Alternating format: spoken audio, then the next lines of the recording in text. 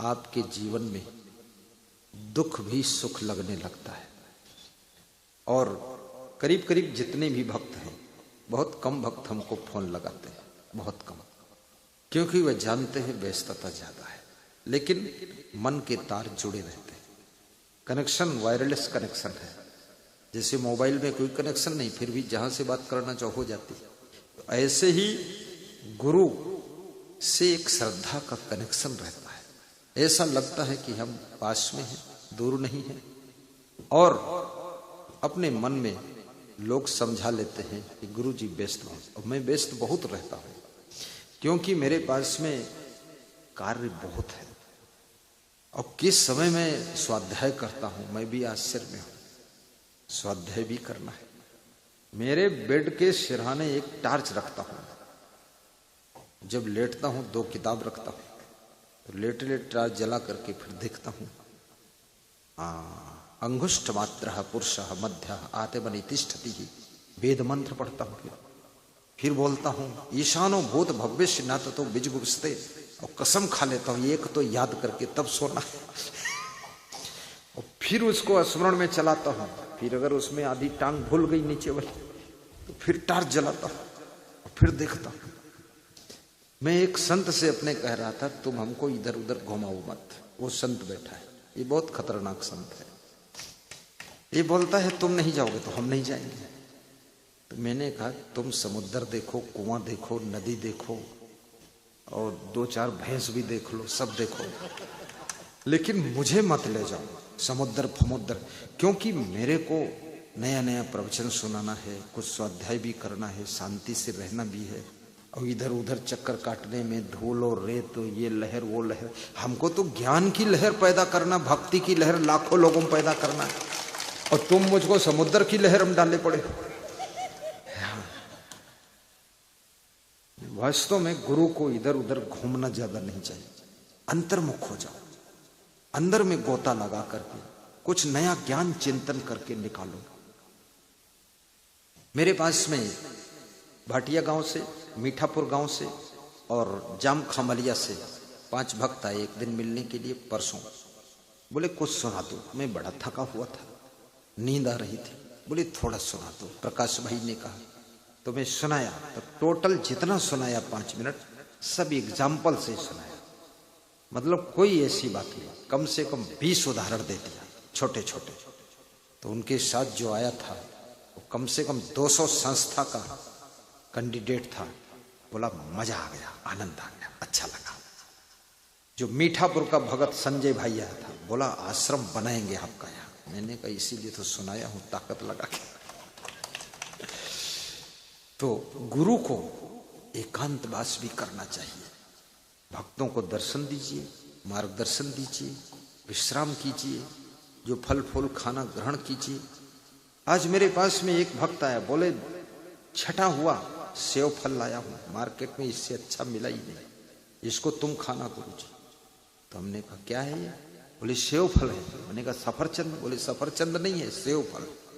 तो हमने कहा उसको गुजरात में सफरचंद बोलते हैं।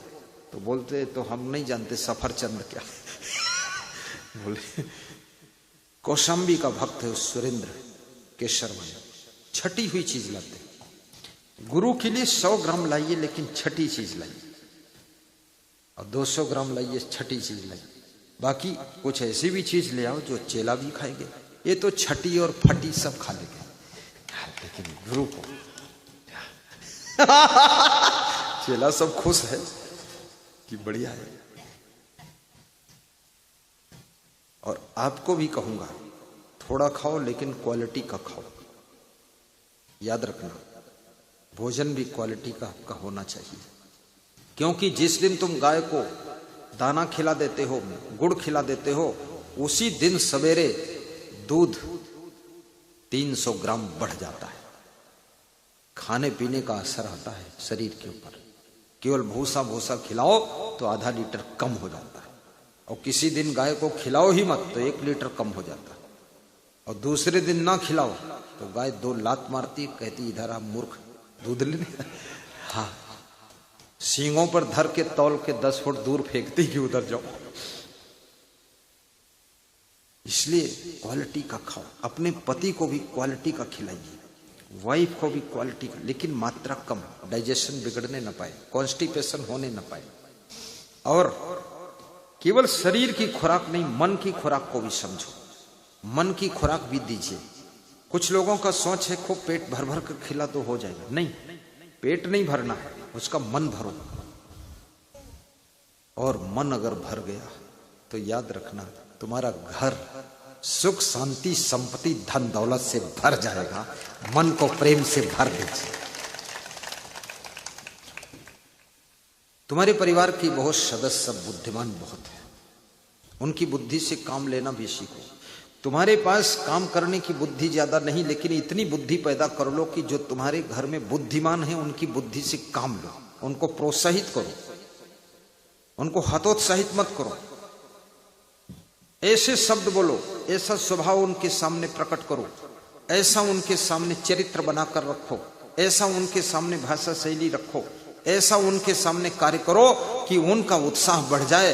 तो बुद्धि का भंडार जो व्यक्ति तुम्हारी फैमिली में है, याद रखना उसके एक डिसीजन से तुम्हारे घर की रौनक बदल जाएगी। बोलो सदगुरु भगवान की जय जय जय जय जय जय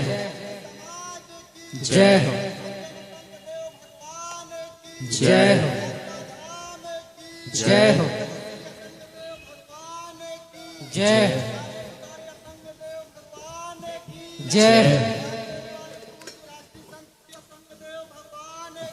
जय जय जय। आपका नाम है कीर्तन लाल साहू, जिला अनूपपुर, मध्य प्रदेश से। 10 साल से वे भक्त हैं और बिजनेस में बहुत आगे जा चुके हैं। इरादा है बड़ा सत्संग कराने का, और अभी अनमैरिड भी है। सब परिवार की मैरिज कर रहे हैं, सब सेटिंग बिठा रहे हैं। कम उम्र से पूरी फैमिली को संभाला है और सत्संग सुनते, हर जगह दर्शन के लिए आते हैं, दान पुण्य करते हैं। नवयुवकों को सत्संग से जुड़ना चाहिए। जिस दिन नवयुवक सत्संग में जुड़ जाते हैं, उनके घर के बुजुर्गों की उम्र बढ़ जाती है, चमक बढ़ जाती है, दमक बढ़ जाती है, ठनक बढ़ जाती है। कोई ये मत सोचो कि ये उम्र हमारी सत्संग की नहीं। सत्संग की उम्र 5 वर्ष में ध्रुव ने भक्ति शुरू कर दिया था। बचपन से ही प्रहलाद ने भक्ति किया था, बचपन से मीराबाई ने भक्ति किया था, बचपन से शिवरी ने भक्ति किया था। जब से शुरू कर दो तब से ही ठीक है। याद रखना, भक्ति तो 10 वर्ष की उम्र में आ जाए तो क्या गजब हो जाएगा। कभी मन भटकेगा नहीं, अच्छी राह पर चलोगे। सबका जीवन मंगलमय हो, सबका कल्याण हो।